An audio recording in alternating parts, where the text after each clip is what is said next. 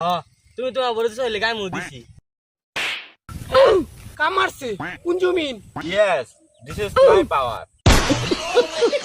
तो चलिए शुरू करते हैं। नहीं सारुण के यहाँ कुछ तो गड़बड़ है। কিরে কি হইতাছে এটা? হ্যাঁ তুমি তোমার বলেছো গায়ে মুখ দিছি। ও হালার হতেন তাহলে এই ঘটনা।